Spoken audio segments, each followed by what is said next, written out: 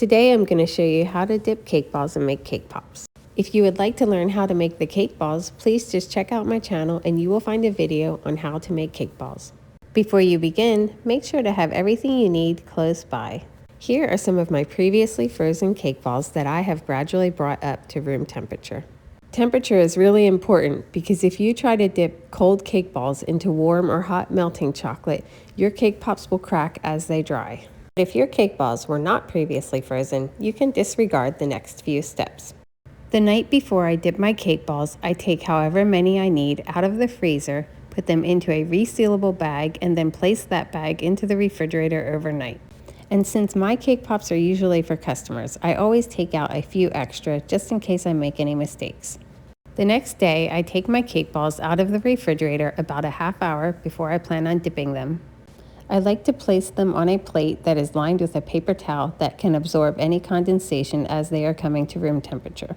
Today, I am actually making about 24 cake pops, but as you can see, I only have half of them here on the plate. I have found that if the cake balls sit at room temperature for too long, they become too soft and are more difficult to dip. It seems like it works best to bring about a dozen cake balls to room temperature at a time. And then a few minutes before you dip these, just take the other ones out of the refrigerator and they can start to get to room temperature. So here's what else you will need to dip your cake pops. You will need whichever type of chocolate or candy coating you plan on using. I have found that either white chocolate or chocolate almond bark works best. And of course, to make cake pops, you need lollipop sticks. I like the ones that are 4 inches long. And here are my sprinkles. I also have a paper bowl here to prevent the sprinkles from going everywhere. You will also need something to set your cake pops on to dry. This is a cake pop stand that I made using a piece of styrofoam that I wrapped completely in foil. The foil makes it easy to clean in case any of your chocolate drips down onto it. And then I just used one of my cake pop sticks to make the perfectly sized holes. If you do not have a cake pop stand, that is okay and you can still make cake pops. All you have to do is get a cookie sheet or a plate and line it with wax paper, and then after you dip your cake pop, you can just set it upside down and leave it on there to dry. The wax paper is absolutely necessary to prevent your cake pop from sticking. You will also need something in which to melt your candy coating or chocolate. I have found that using a silicone measuring cup such as the one in this picture is the best option. The reason for this is that the silicone itself does not retain heat the way glass or ceramic does, and it helps your chocolate maintain an even temperature. I think that this 1 cup silicone measuring cup is the perfect size for melting my chocolates and dipping my cake pops. And speaking of melting your chocolate, make sure you have a spoon so you can stir it as you go. I also have a piece of wax paper on a small plate where I can rest my spoon and also put my excess chocolate after I am finished dipping my cake pops. Now let's get started on dipping our cake pops. First, I put 3 blocks of chocolate in my measuring cup so that I can melt it in the microwave. My microwave actually has a melt setting that I like to use, but don't worry, this is not necessary to melt your chocolate. Begin by placing your chocolate in the microwave for 45 seconds. At this point, it will not look like it has melted much, but I still like to use my spoon and move it around a little so that it can heat up evenly. Next, you will melt your chocolate for 20 seconds at a time, stirring thoroughly in between each interval. This will prevent you from overheating the chocolate. As you can see while I am stirring this, the pieces of chocolate that were not melted completely after coming out of the microwave are starting to melt a little bit more. Now I'm going to pop it in the microwave for another 20 seconds. This looks like it's almost melted, but there are still a few pieces that need to be melted a little bit longer in the microwave.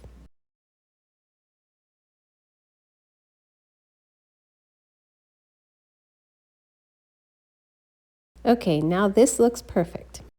After your chocolate is completely melted, continue to stir it for another minute to allow for it to cool down just a little bit before using it.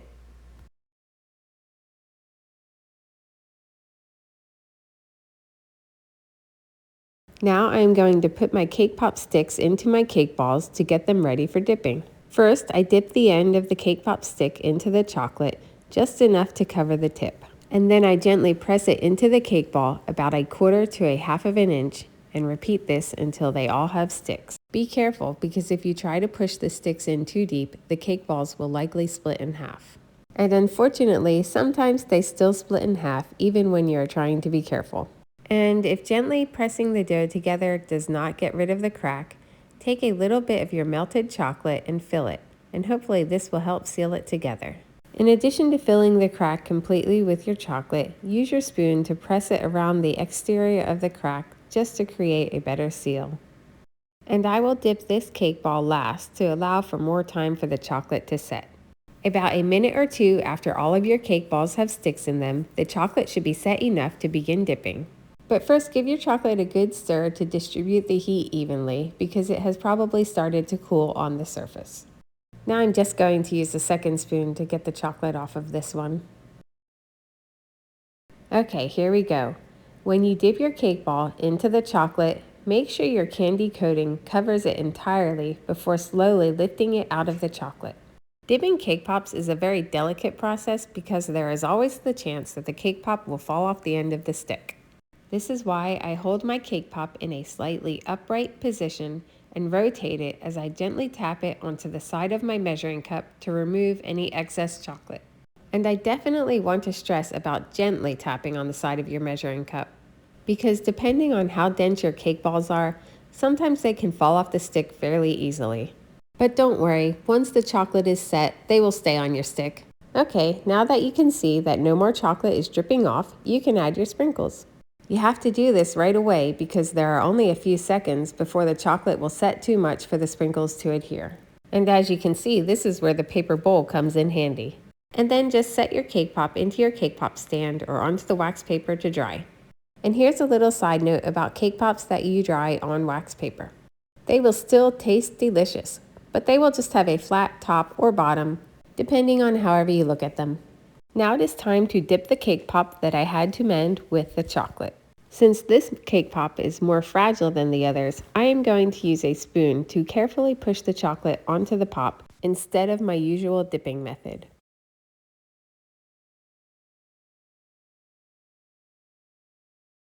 And now I have to be extremely careful when tapping off the excess chocolate so that it does not fall off my stick. It may not look perfectly smooth, but once you add the sprinkles, you can hardly tell.